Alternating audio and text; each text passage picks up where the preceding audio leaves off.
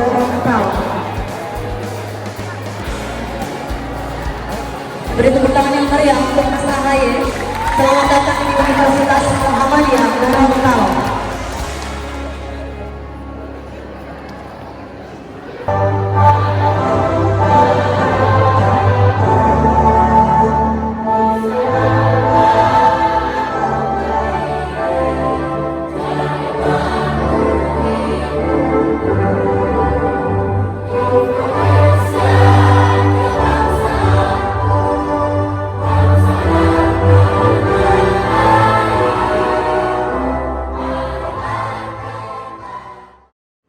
Alhamdulillahirabbil alamin wassalatu wassalamu ala asrofil anbiya'i wal mursalin wa ala alihi washabihi ajmain. Amma ba'd. Selamat pagi dan salam sejahtera untuk kita semua. Apa kabar Bapak Ibu, teman-teman sekalian? Apa kabar? Sehat semuanya? Alhamdulillah, puji syukur marilah kita panjatkan kehadirat Allah Subhanahu wa taala, Tuhan yang Maha Kuasa, karena hari ini kita dipertemukan dalam sebuah kuliah umum dan juga silaturahim yang mudah-mudahan diberikan keberkahan oleh Allah Subhanahu wa taala. Amin. Pertama-tama saya mengucapkan terima kasih yang sebesar-besarnya kepada Bapak Rektor Universitas Muhammadiyah Gorontalo, Bapak Dr. Muhammad Isman Yusuf. Tepuk tangan sekali lagi untuk beliau. Jajaran Wakil Rektor, para dekan, sivitas akademika yang mohon maaf tidak dapat saya sebutkan satu persatu yang saya hormati. Saya juga tentunya menyapa Bapak Gubernur Gorontalo Provinsi, saya ulangi, periode 2009 sampai dengan 2012, Bapak Usnar Ismail. Tepuk tangan sekali lagi untuk beliau. Dan tentunya teman-teman mahasiswa-mahasiswi Universitas Muhammadiyah Gorontalo dan juga perwakilan dari berbagai perguruan tinggi swasta yang ada di Gorontalo. Tepuk tangan untuk kalian semuanya.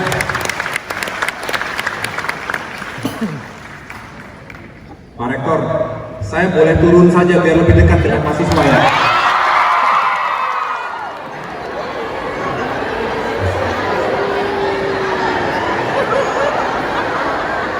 Nanti saya boleh foto bareng nggak dengan teman-teman?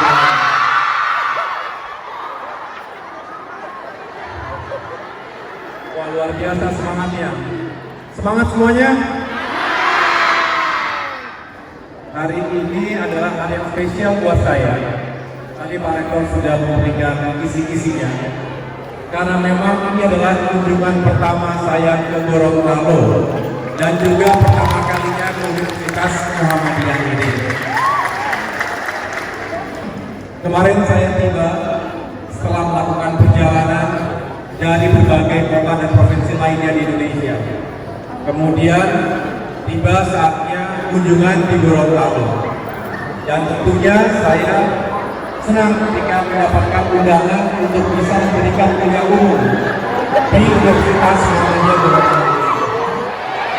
Baiklah, kita kuliah tadi. Apa foto-foto aja kita? Saya biasa memang senang jalan-jalan seperti ini. Ini warna biru, apa nih warna biru nih? Oh, banyak kampus biru namanya ya. Ada yang dari selain Muhammadiyah angkat tangan? Perwakilan ya? Ya. Bagaimana saya jadi lupa saya ya? Oke, kita hari ini akan mendiskusikan bagaimana Indonesia kita ke depan. Bagaimana kita membangun semangat untuk Indonesia emas di tahun 2045. Sepakat hadirin sekalian? Kita mulai dengan mengapa kita ingin membangun Indonesia kita semakin baik lagi ke depan. Karena kita perlu bertanggung jawab terhadap para pendiri bangsa kita. Betul? Para founding fathers kita berjuang mengorbankan segalanya untuk Indonesia merdeka di tahun 1945. Nah, kini giliran generasi penerus bangsa, tentunya juga harus berbuat sebaik-baiknya untuk bisa memajukan Indonesia kita. Setuju? Dan tentu kita punya mimpi besar. Adik-adik pasti punya mimpi besar juga.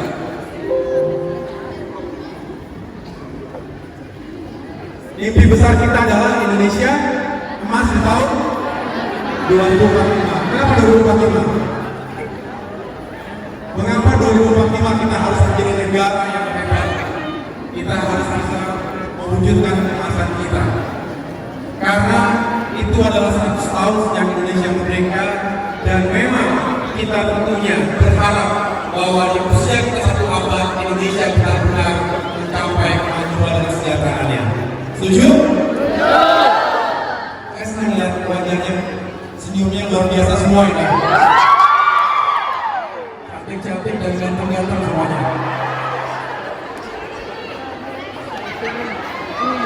Ini mimpi besar kita.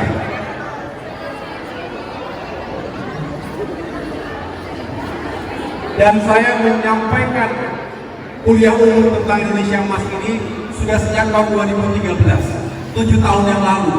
Mengapa Pak Rektor? Karena saya ingin terus konsisten membangun semangat generasi muda Indonesia, termasuk yang ada di Gorontalo ini. Karena kita bisa, Indonesia bisa mewujudkan kemasannya.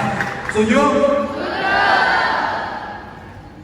Lalu kita bertanya, Indonesia emas seperti apa yang kita harapkan, yang kita bayangkan? Saya sering menyederhanakan menjadi 3 parameter. Indonesia emas jika Indonesia benar-benar aman dan damai. Yang kedua, jika benar-benar adil dan sejahtera. Dan yang ketiga, jika Indonesia bisa maju mendunia. Ini yang menurut saya menjadi indikator penting bagi kemasan Indonesia di masa mendatang. Kita bahas sedikit. Indonesia adalah negara yang besar, negara kepulauan terbesar di dunia. 17.000 lebih pulau dari Sabang sampai dengan Merauke. Luas sekali. Dalam kurun 1 bulan terakhir ini saya berusaha untuk berkunjung mengeksplorasi berbagai daerah di Indonesia. Setelah dari Gorontalo, insya Allah nanti siang saya terbang ke Kendari, lusa ke Sorong, Papua Barat, kemudian Jayapura, Papua, baru ke Manado, Sulawesi Utara, dan seterusnya. Untuk semakin memahami bahwa Indonesia memang besar dan Indonesia memang kompleks, permasalahannya banyak sekali. Nah, kita harus meyakinkan bahwa NKRI, Negara Kesatuan Republik Indonesia, itu selalu terjaga kedaulatannya. Tidak boleh ada sejengkal tanah pun yang terusik oleh pihak manapun, termasuk pihak asing. Indonesia harus aman dari segala bentuk agresi militer asing. Baru-baru saja kita mendengarkan ada isu di Pulau Natuna, betul ya? Pulau Natuna itu termasuk provinsi mana, teman-teman? Kepulauan Riau, ujung atas ujung utara. Kita memang tidak memiliki klaim terhadap South China Sea, tetapi karena lokasi atau kedudukan geografis Pulau Natuna tersebut memang berada di dada terdepan kita, maka segala sesuatu yang terjadi di perairan Laut Jawa Selatan itu tentunya berpengaruh, dan kita tidak terima jika kedaulatan negara kita diusik oleh siapapun. Setuju? Kita harus tegas. Kita juga harus aman dari segala bentuk radikalisme dan terorisme. Mengapa? Karena ini akan mengganggu sendi-sendi kehidupan kita, baik masyarakat, berbangsa dan bernegara. Tidak boleh hidup subur benih-benih terorisme yang bisa mengancam keselamatan kita dan menebarkan rasa takut yang ekstrim di tengah-tengah kita. Kita juga harus bebas dan aman dari segala bentuk pemberontakan dan gerakan separatisme yang ingin memisahkan diri dari NKRI. Sepakat? Konflik komunal berbasis sara juga harus kita hindari. Jangan sampai hanya gara-gara politik kemudian Indonesia seperti terpolarisasi, terpecah belah, dan kemudian menjadi benih-benih terjadinya konflik komunal antar suku, agama, ras, atau etnis yang ada di negara kita. Kemudian kita juga tidak boleh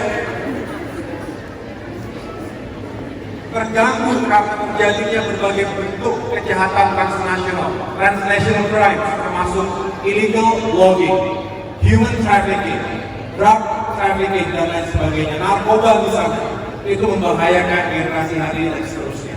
Oleh karena itu, kita harus benar-benar memiliki kesiapan untuk menghadapi ancaman-ancaman seperti ini. Cyber attack, dunia juga semakin canggih, semakin modern, semakin berbasis pada teknologi informasi dan komunikasi. Jangan sampai kita terancam oleh siapapun yang berupaya untuk melakukan serangan terhadap Indonesia melalui dunia cyber.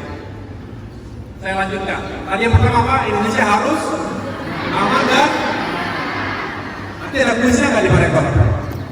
Nggak usah ya. Yang kedua adalah Indonesia harus adil dan sejahtera. Gimana supaya adil dan sejahtera? Ada yang menyampaikan pembangunan merata. Benar, ekonomi kita harus tumbuh dengan baik. Pertumbuhan ekonomi itu akan menggerakkan kesejahteraan rakyat. Kita ingin pembangunan Indonesia hari ini dan seterusnya selalu berpijak pada kepentingan rakyat. Tadi kita sudah jelaskan bahwa pembangunan harus dilakukan secara merata. Ada 4 pilar utama dalam pertumbuhan dan pembangunan nasional. Yang pertama adalah harus tinggi pertumbuhannya. Yang kedua harus berpihak pada masyarakat yang terkategori miskin dan kurang mampu. Harus membuka lapangan pekerjaan atau pro-jobs, terutama anak-anak muda. Adik-adik setelah lulus kuliah pasti ingin mendapatkan pekerjaan yang layak, betul? Karena pekerjaan layak itu tentunya untuk kepentingan mendapatkan penghasilan yang baik, tapi juga mendapatkan status sosial yang baik, betul ya?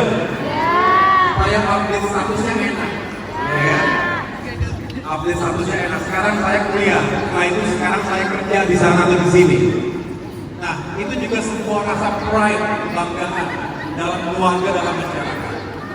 Kemudian juga pembangunan tidak boleh dilakukan secara sembarangan atau serampangan. Tetap harus menjaga kelestarian lingkungan hidup kita. Ingat, bumi kita hanya ada satu. Penduduknya banyak. Hari ini hampir 8 miliar penduduk dunia. Bumi makin tua, makin kering, makin panas, dan sumber dayanya makin terkuras. Oleh siapa? Ya oleh kita semuanya.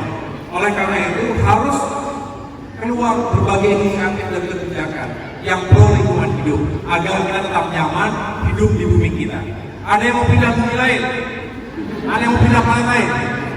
Belum ditemukan masalahnya. Kalau ada kita mungkin berpikir, namun dari sekarang siapa tahu nanti buminya bermasalah, tapi tidak ada, belum ditemukan. Dan kalaupun ada, saya tidak mau meninggalkan bumi. Karena di sini kita dilahirkan. Ini yang harus kita jaga bareng-bareng. Setuju semuanya? Amerika Serikat, NASA melakukan eksplorasi besar-besaran untuk melihat apakah Mars misalnya memiliki potensi untuk kehidupan manusia. Sampai sekarang sulit untuk dibuktikan secara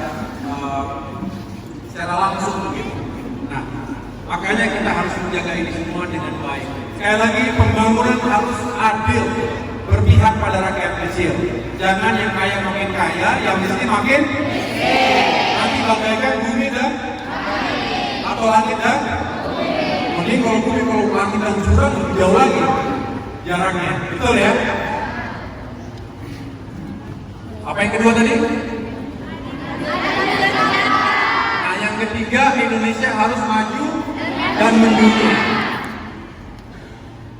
Pemerintah sering mengatakan SDM unggul, Indonesia maju. Nah, bagaimana agar Indonesia maju? Maju itu tentunya dengan segala perilakunya. Kita senang dengan semakin berlakunya teknologi yang mudah untuk kita miliki, semakin murah untuk kita dapatkan. Kita menjadi hidup semakin cepat, kemudian kita bisa banyak melakukan kegiatan ekonomi. Tapi juga bukan tanpa tantangannya. Nanti akan saya jelaskan mengapa era ini disebut sebagai era disrupsi. Banyak sekali tantangan dan gangguan terhadap kehidupan kita jika kita tidak bisa beradaptasi. Nah, kemudian kita ingin mendunia. Teman-teman tahu kan perusahaan-perusahaan di depan ini? Siapa yang tidak menggunakan? Kita tahu ada Tokopedia, ada Bukalapak, ada Gojek, ada apa lagi? Traveloka. Ini semua dulu berangkat dari sebuah startup, dari usaha rintisan, tapi kemudian bisa menjadi besar dan bisa seolah-olah mempengaruhi banyak sekali kehidupan kita sehari-hari. Di Jakarta, contohnya saya yakin juga di Gorontalo memiliki pengalaman yang sama, bahwa dikit-dikit sekarang kita sangat tergantung pada jasa Gojek ataupun online shopping. Lebih mudah, lebih murah sekali, dan lebih nyaman, banyak pilihan. Ini sudah mempengaruhi kehidupan kita yang tadinya orang itu kalau mau beli sesuatu harus datang ke toko. Sekarang ya semua dari rumah saja, dimanapun kita bisa melakukan transaksi serba online. Ke depan akan semakin seperti itu. Nah, unicorn di Indonesia baru ada 5. Kita berharap ya bukan hanya mereka yang besar, tapi juga entrepreneurs lainnya, usaha-usaha yang lainnya juga sukses dan bahkan bisa menjadi unicorn di kemudian hari. Sehingga kita memiliki produk-produk unggul yang juga mendunia. Jangan sampai kita hanya menggunakan produk luar negeri sedangkan kita tidak memiliki keunggulan untuk diekspor ke negara-negara yang lain. Saya lanjutkan. Tadi saya sudah sebut sedikit era disrupsi. Boleh angkat tangan, saya pengen dengar suara ya. Siapa yang bisa menjelaskan apa itu era disrupsi? Boleh angkat tangan? Apa jawabannya? Mengapa kita hidup dalam era disrupsi hari ini? Silakan. Boleh maju ke sini? Sebutkan nama dan fakultasnya. Baik, terima kasih. Assalamualaikum warahmatullahi wabarakatuh. Nama saya Rama Syafullah dari jurusan Psikologi Universitas Karajan Ulama Gorontalo. Baik, era disrupsi menurut saya adalah satu sistem yang kemudian akan menggantikan sistem-sistem lama. Dalam hal ini, contoh kecil adalah transportasi. Kita dulu masih menggunakan sistem konvensional ojek, tapi dengan era digital yang terus berkembang, hari ini kita bisa mengakses dengan akses dunia digital. Itu salah satu contoh. Terima kasih. Assalamualaikum warahmatullahi wabarakatuh. Tepuk tangan. Rahmat ya. Ada sedikit oleh dari saya itu. Ada lagi. Bisa definisinya ataupun pengertiannya ataupun contohnya aja, contohnya apa? Mengapa kita ada dalam era disrupsi hari ini? Silakan.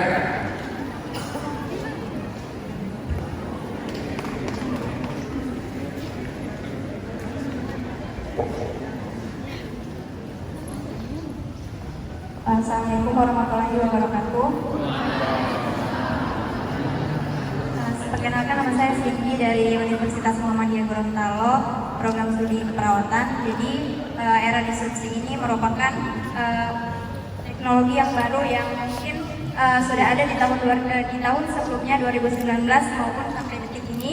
Contohnya seperti kayak misalnya kan untuk yang kemarin-kemarin itu kalau misalnya kita ujian masih menggunakan kertas dan sekarang sudah bisa menggunakan seperti gadget atau laptop dan lain sebagainya. Kemudian untuk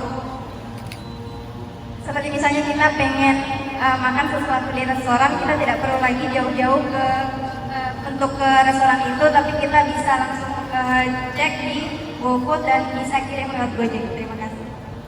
Tepuk tangan sendiri.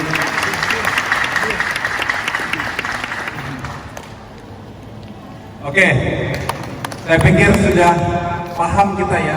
Disrupsi berarti ada yang terganggu. Apa yang diganggu? Kebiasaan, kelaziman yang dulunya kita lakukan dari tahun ke tahun, dari dekade ke dekade. Tapi dengan masuknya, dengan berkembangnya teknologi terkini, banyak sekali yang menjadi berubah. Perilaku pasar berubah. Komunikasi kita sudah berubah. Dulu kita ngobrol ya, ngopi, bener-bener ngopi sambil ngobrol. Sekarang datang ke warung kopi, masing-masing bawa handphone. Minuman dari panas sampai dingin. Mulut sampai kering gitu, karena nggak ngomong, cuma asik ketik sendiri, betul? Benar. Suami istri pun begitu kadang-kadang. Ini nggak curhat ini ya, tapi di rumah pun kadang-kadang kita semua asik dengan gadget masing-masing, betul ya?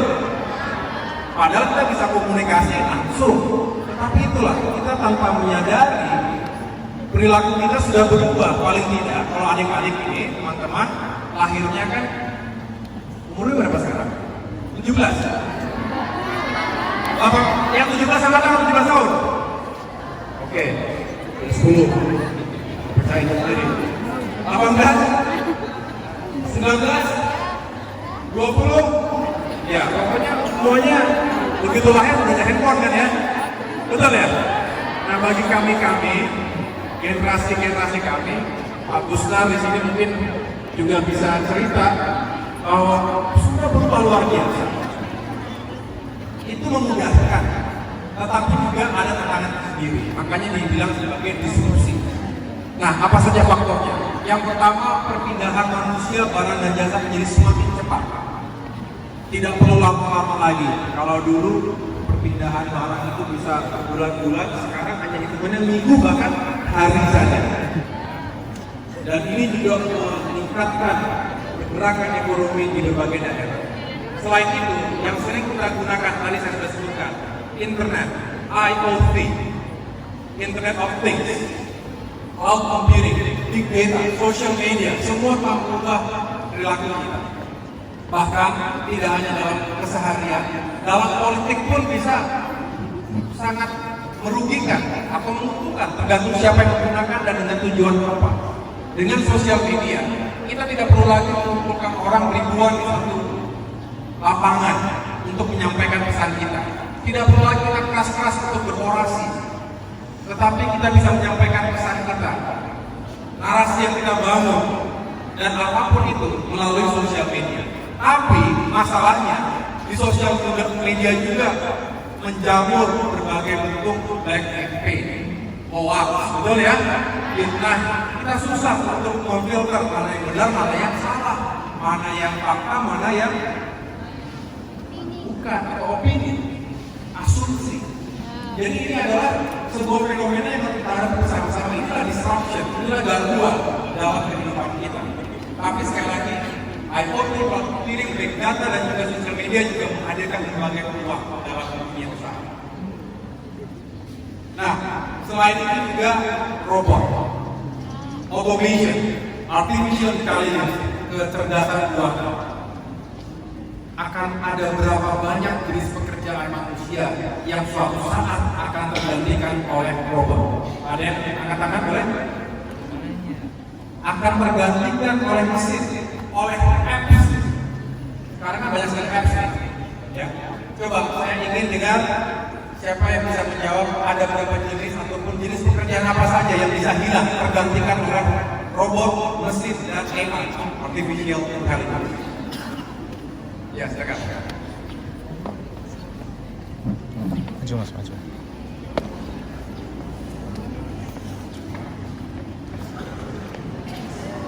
Sebutkan nama dan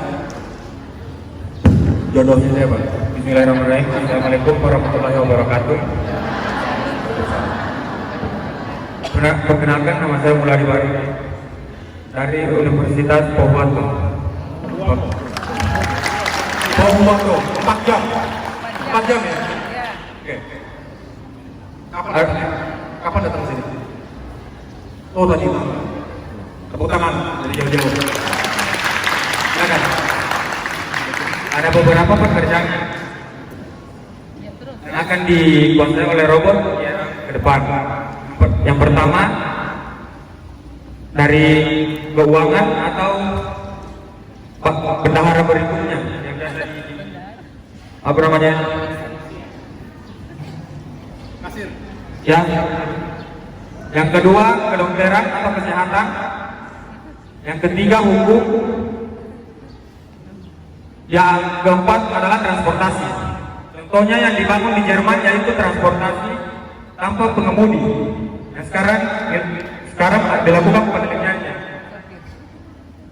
Ya mungkin hanya itu. Bila itu Assalamualaikum warahmatullahi wabarakatuh. Waalaikumsalam, bagus. Oke, terima kasih. Ada lagi yang perempuan? Kesetaraan gender harus diperhatikan. Oke, mereka.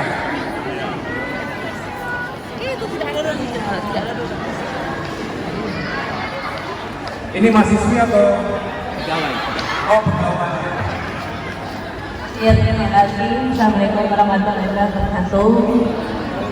Ya, menurut saya beberapa perubahan atau era disrupsi yang akhirnya membuat bergeser beberapa atau adanya aktivitas kita yang tergantikan oleh robot itu biasanya, dan paling besar itu ada di bagian industri,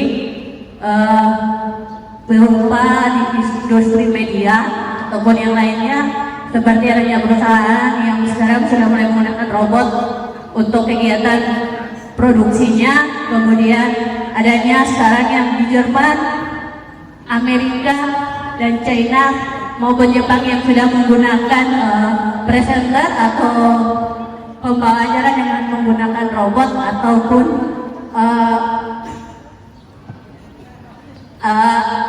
yang robot dalam bentuk digital. Mungkin itu dari saya. Terima kasih. Terima kasih.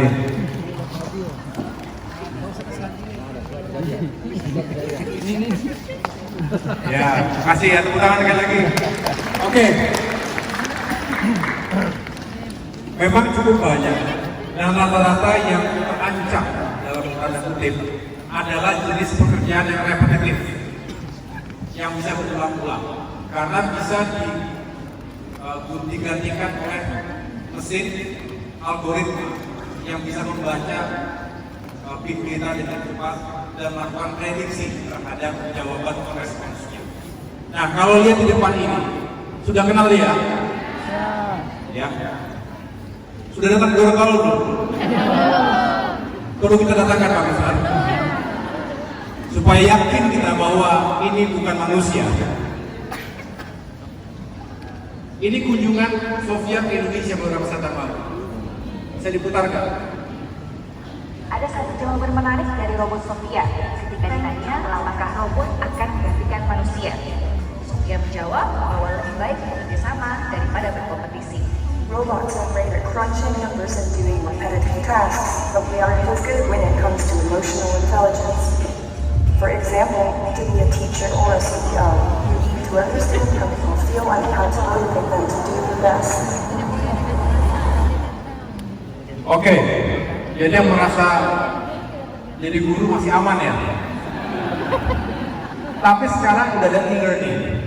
Orang belajar tidak harus datang ke suatu lokasi, betul? Online sambil naik angkot, naik apa di sana? Bentor ya kan? Naik bentor bisa sambil mencari apapun yang ingin diketahui. Ya. Walaupun saya tidak mengatakan akan tergantikan, tetapi sekarang banyak komplementerinya, banyak yang bisa mengkomplement, belum substitusi. Ya. Kemudian pekerjaan-pekerjaan sifatnya repetitif itulah yang bisa lebih mudah tergantikan. Nah, Sofia ini bayangkan, dia bilang tadi tidak pandai dengan yang terkait dengan emosi karena manusia yang punya emosi. Tapi ini lagi terus dikembangkan, bisa menangis, bisa tertawa, bisa ngobrol seperti layaknya antara dua makhluk hidup, antara dua manusia. Karena begitu menangkap misalnya cerita sesuatu yang lucu, dia bisa ketawa. Ya, inilah kemajuan teknologi. Yang jelas, teman-teman tidak perlu terlalu khawatir. Kita tidak boleh menjadi budak teknologi. Kita harus unggul dalam berbagai hal sehingga kita bisa menentukan arah dan jalan hidup kita sendiri. Sepakat semuanya? Kalaupun ada yang hilang pekerjaannya, ya kita harus cepat beradaptasi, mencari keterampilan baru agar bisa survive dalam kehidupan nantinya, dalam pekerjaan. Itulah mengapa saya ajak kita semua untuk sama-sama mengerti dan bisa menguasai keterampilan abad 21. Ini contoh lain yang sudah terjadi di sana sini. Berkurangnya tenaga manusia di berbagai negara, kemudian akhirnya menghadirkan teknologi yang tidak menggunakan tenaga manusia. Seperti itu disampaikan, mobil bis tanpa pengemudi. Sekarang butler mengantar makanan ke hotel-hotel sudah banyak yang menggunakan robot saja. Karena katanya untuk mempekerjakan manusia lebih mahal kalau di sana, karena harus ada asuransinya, gajinya dinaikkan setiap saat.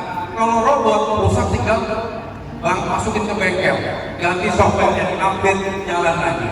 Nah itulah, jangan sampai kita kalah bersaing dengan robot. Harus tanya pada diri kita, apa nilai tambah kita sebagai manusia? Jangan-jangan nanti tergantikan. Wah, punya harga diri kita kan, masa kalah sama barang yang diciptakan oleh manusia? Padahal manusia adalah makhluk yang sempurna cinta Allah Subhanahu wa Ta'ala. Oke, ke depan Indonesia harus bisa emas. Tadi sudah kita yakinkan ini 2045. Tantangannya tidak sedikit. Nah, untuk bisa mewujudkan itu, maka kita membutuhkan generasi unggul. Apa karakteristiknya? Yang pertama memiliki kapasitas intelektual, intellectual capacity. Yang kedua memiliki karakter integrity, punya jati diri, punya integritas, punya karakter yang unggul, yang pantang menyerah. Dan yang ketiga memiliki leadership quality, kualitas kepemimpinan yang memang bisa menjadikan Indonesia ini semakin baik dan maju lagi. Nah, bagaimana kita mewujudkan itu semua? Maka kita harus bisa mengenali berbagai jenis keterampilan abad 21 yang harus kita kuasai. Yang pertama, atau ada tiga. Saya yakin Pak Rektor juga sudah sering menyampaikan ini kepada yang lainnya. Ada 3 jenis keterampilan untuk bisa membawa kita unggul di abad 21. Yang pertama adalah learning skill atau keterampilan belajar. Yang kedua adalah literacy skill atau keterampilan literasi, dan terakhir adalah keterampilan hidup atau life skills. Akan saya jelaskan secara singkat. Yang pertama adalah learning skill, terdiri dari 4 C. Apa saja? Baca bersama-sama kita.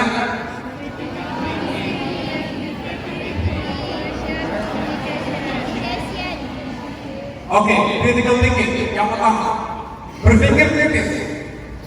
Nah, coba biasakan diri kita selalu bertanya why, mengapa. Jadi kalau di kelas ada pelajaran tidak mengerti atau belum terlalu jelas konsepnya, tanya mengapa. Mengapa kita penting belajar itu? Dari mana asalnya? Jangan asal terima, karena kalau hanya terima kemudian hanya mengejar nilai, begitu lulus kuliah sudah lupa lagi. Jangan lulus kuliah, besok ada pelajaran lain yang kemarin sudah lupa lagi. Nah ini adalah tadi Pak Rektor minta saya juga memberikan tips dan triks untuk bisa mengejar mimpi selanjutnya.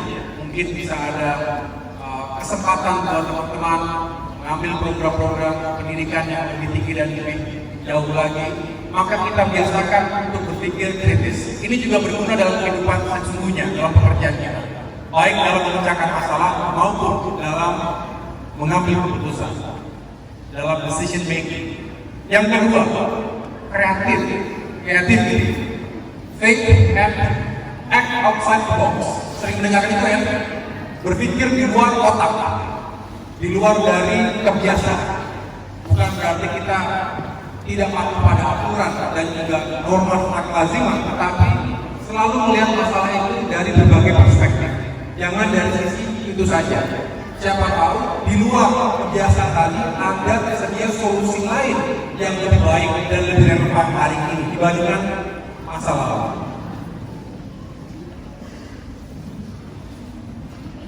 Saya lanjutkan. Selain kreativitas, ini di Gorontalo kan? Desa Lamahu, Bone, Ulang. Udah pernah kesini? Saya belum pernah kesana masalahnya. Apa di sana? Ada desa digital, dan saya bangga menjadi desa IoT, Internet of Things pertama di Indonesia. Artinya ada sebuah kesadaran di desa ini, mudah-mudahan saat saya bisa datang ke sana, untuk bisa menggunakan segala fasilitas teknologi informasi dan komunikasi terkini untuk bisa memudahkan kehidupan. Nah, yang jelas kewajiban kita adalah bisa aktif dan bisa terampil menggunakan ini semua. Kolaborasi, C yang ketiga. Apa itu kolaborasi? Ya bagaimana kita membangun semangat kerjasama. Jangan sampai kita mau maju sendirian. Ada yang bisa maju sendirian? Ada yang bisa hebat sendirian? Ada, tapi pasti lebih hebat lagi kalau bersama-sama, kalau bekerja sama, betul?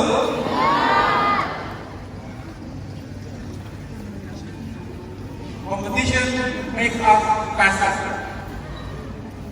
Kompetisi membuat kita lebih cepat karena kita akan bersaing. Tapi collaboration makes us better, makes us stronger. Tapi berkolaborasi akan membuat kita semakin baik, semakin solid, semakin kuat, juga tentunya bisa mewujudkan Indonesia yang tadi di 2045. Karena tidak ada yang Superman di ruangan ini, betul? Ada yang Superman di sini? Pasti tidak ada. Karena Superman pun juga membutuhkan super team. Lihatlah film Superman itu. Awalnya sendirian dia, lama-lama dia panggil Batman, ya kan? Panggil siapa lagi? Flash, gitu ya? Wonder Woman dipanggil lagi dia. Ada bareng-bareng lah, melawan sesuatu yang lebih hebat lagi. Ini juga ada patah dari Afrika. If you want to go fast, go alone. Kalau mau cepat, lari sendirian, berjalan sendirian, karena nggak ada beban. Kalau kita punya kekuatan, kita bisa jalan dengan cepat. Nggak perlu nungguin yang lainnya. But if you want to go far, kalau ingin berpergian lebih jauh lagi, maka pergilah bersama-sama. Go together. Itu yang juga relevan. Kita tidak bisa berjalan sendirian, apalagi berlari sendirian. Ada yang kenal Eliud Kipchoge ini? Ada yang tahu? Ada di ruangan ini yang pelari, yang suka lari? Ada? Suka lari? Lari apa? Dari kenyataan.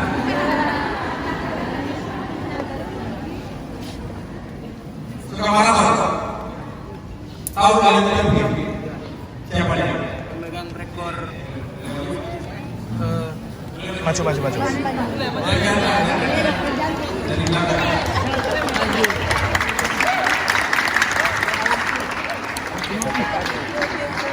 Sebutkan nama dan istrinya dulu. Belum. Bismillahirrahmanirrahim. Assalamualaikum warahmatullahi wabarakatuh. Nama saya Renaldo Wento dari Fakultas Ilmu Kesehatan Prodi Psikologi.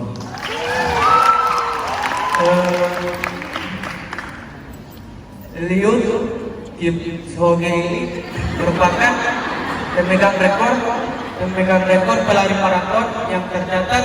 Dia mencatatkan lari sekitar 1 jam 59 detik dan 59 menit pada ajang maraton di Austria, yaitu maraton 1:59. Sekian itu saja dari saya. Maaf. Assalamualaikum warahmatullahi wabarakatuh. Renalis suka lari juga? Gimana larinya? Kebetulan saya sekarang cuma mengikuti event-event yang di dalam kota daerah saja. Soalnya kalau di luar daerah belum punya biaya.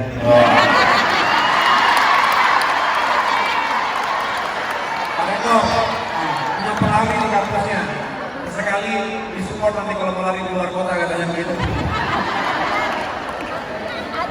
Asal jangan lari dari kenyataan hidup ya. Oke, terima kasih. Tepuk tangan. Benar. Eliud Kipchoge adalah seorang pelari fenomenal dari Kenya. Baru-baru saja belum lama ini berhasil memecahkan rekor yang belum pernah dipecahkan oleh manusia sebelumnya, yaitu berlari maraton. Ini bayangkan, adik-adik yang bukan pelari mungkin belum terlalu bayangkan lari 42 km. Jauh nggak 42 km? Dari mana ke mana nih? Gorontalo ke bandara?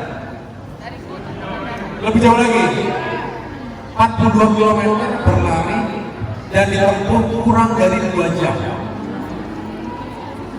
Belum pernah ada dalam sejarah manusia pecahkan lari maraton 42 km di bawah waktu 2 jam. Dipecahkan 1 jam 59 menit sekian detik. Mengapa dia bisa? Karena ia adalah petarung, dia bekerja dan berlatih dengan keras pagi siang malam dari lahir, istilahnya gitu. Bukan karena negaranya dikejar-kejar cita, tetapi memang dia berlatih pagi siang malam. Dan yang penting adalah yang belum banyak orang tahu, dia tidak sendirian. Kalau berbicara kehebatan seseorang, lihatlah di belakangnya ada ada tim yang terus memberikan semangat, motivasi, berlatih bersama, dan dia mencoba untuk meyakinkan bahwa pace-nya atau kecepatan larinya itu benar-benar bisa untuk mencapai rekor dunia. Inilah yang saya juga tekankan, pentingnya kita bekerja sama. Selama ini dia belum begitu dipersiapkan dengan baik dan tim, dia bisa mencapai rekor. Nah, C yang berikutnya adalah communication. Berkomunikasi itu penting, menyampaikan pemikiran dan gagasan secara efektif. Ini dilakukan baik secara langsung dengan media massa, baik media elektronik, televisi, radio, media cetak, termasuk juga melalui media sosial. Kita ingin kepintaran, kecerdasan seseorang itu terkomunikasikan dan tersebar luas dengan cara komunikasi yang efektif. Oke, itu adalah bagian dari learning skill. Sekarang literacy skill, disingkat ILP. Sebelum ini coba ulangi, Pak C yang lagi, Pak C. Masih ingat? Nah, ini baik. Pertama, critical thinking. Kedua, creativity. Yang ketiga, collaboration. Betul. Yang keempat, communication.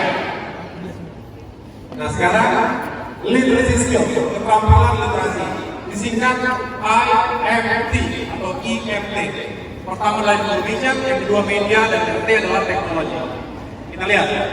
Nah, zaman yang serba luar biasa, informasi menjadi sesuatu yang kadang-kadang sulit untuk kita pahami mana yang benar, mana yang salah. Kita harus bisa menganalisa ini dengan baik. Tadi sudah saya sebutkan, jangan sampai kita tergolong menjadi generasi yang juga gemar menyebar berita palsu, hoax dan lain sebagainya. Harus jelas ini sumbernya siapa, kredibel atau tidak. Yang berikutnya adalah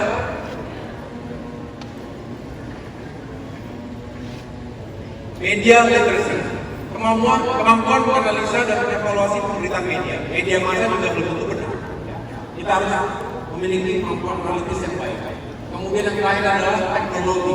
Serba gadget, jangan hanya di sosial media, tapi kita gunakan semuanya untuk membantu pekerja kita menjadi lebih produktif lagi.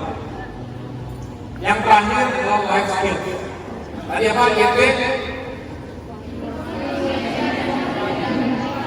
Oke, sekarang life skill tentang hidup. Flip singkatannya, flexibility, leadership, initiative, productivity, dan juga social skill. Kita lihat secara singkat.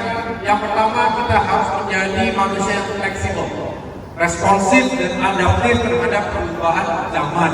Tadi saya katakan, kalau kita merasa wah kita sudah tidak lagi relevan dalam pekerjaan kita, segera berubah ataupun mencari jenis keterampilan baru untuk bisa survive dalam kehidupan dan pekerjaan. Yang kedua adalah leadership. Kepemimpinan itu penting, kepemimpinan yang harus bisa mempengaruhi banyak pengikut kita, followers kita. Kepemimpinan itu dibutuhkan di kampus, dalam organisasi, dalam dunia usaha, dalam politik, dalam pemerintahan apalagi. Karena kepemimpinan bisa menggunakan banyak orang. Karena dengan kepemimpinan yang baik, maka kita bisa menuju tujuan besar bersama. Kemudian setelah leadership adalah inisiatif. Berinisiatiflah kita, jangan menunggu perintah, jangan menunggu diajak orang lain, tapi kita punya gagasan yang kita benar-benar implementasikan menjadi peluang-peluang kemajuan. Produktif, jangan hanya bekerja itu saja, bisnis as usual, tetapi lakukan secara lebih optimal, efektif dan efisien. Ini akan membawa kita menjadi lebih cepat lagi untuk mewujudkan kemajuan kita di Gorontalo dan di Indonesia. Dan terakhir adalah social skills. Banyak orang pintar tapi tidak memiliki social skills, betul? Sulit berkomunikasi. Jangan sampai sulit berkomunikasi. Sepintar apapun aku tidak bisa dimengerti. Nah ini penting. Keterampilan semacam ini bisa untuk membangun network, jaringan yang akan memperluas peluang-peluang tadi. Itulah yang saya harapkan bisa dibangun oleh generasi muda yang ada di Gorontalo. Siap semuanya? Siap, mana suaranya? Oke. Jadi yang terakhir, saya hanya ingin berpesan berapapun lamanya waktu yang kalian tempuh untuk pendidikan, ikuti dengan sebaik-baiknya. Ilmu pengetahuan tidak hanya didapatkan di dalam kelas. Buka mata dan telinga karena banyak pelajaran dari alam, dari kehidupan, dari masyarakat sekitar. Berterima kasihlah kepada universitas atau perguruan tinggi tempat kalian belajar, karena dibekali dengan fondasi-fondasi yang kuat untuk memahami bahwa memang untuk menjadi generasi unggul dibutuhkan kapasitas intelektual, dibutuhkan karakter, mental kepribadian, dibutuhkan pula nilai-nilai kepemimpinan. Di kampus tentunya diharapkan nilai-nilai itu bisa ditanamkan dengan baik. Tapi sekali lagi, belajar bukan hanya dalam ruangan, belajarlah dari kehidupan yang lebih luas lagi. Karena itulah yang akan membekali kalian pada saatnya menempuh pendidikan selanjutnya ataupun masuk ke dalam dunia pekerjaan. Saya ucapkan selamat berjuang, selamat melanjutkan pendidikan, semoga sukses, dan saya doakan semoga bisa mencapai cita-cita yang kalian inginkan. Semoga segera mendapatkan jodoh. Lebih kencang mendapatkan jodoh, artinya lebih penting lulus atau lebih dapat jodoh? Yang benar lulus, saya dapat jodoh yang baik, yang soleh dan soleha ya. Saya doakan semuanya. Karena hidup juga harus seimbang. Seimbangkan keinginan kita untuk membangun diri sendiri dan juga memperluas kepedulian kita untuk sesama. Teruslah belajar, teruslah menempa ilmu, dan mudah-mudahan saya bisa mendengarkan prestasi-prestasi dan kabar-kabar baik dari Universitas Muhammadiyah Gorontalo, dari teman-teman lain yang ada di sini, dan mari sama-sama kita bangun dan wujudkan Indonesia emas di tahun 2045. Terima kasih atas perhatiannya. Sampaikan salam saya kepada keluarga. Sampai ketemu di waktu yang lain. Wabillahi taufiq wal hidayah. Wassalamualaikum warahmatullahi wabarakatuh. Ya, kita berikan tepuk tangan untuk Mas Ahaye agar Stadion General pada hari ini.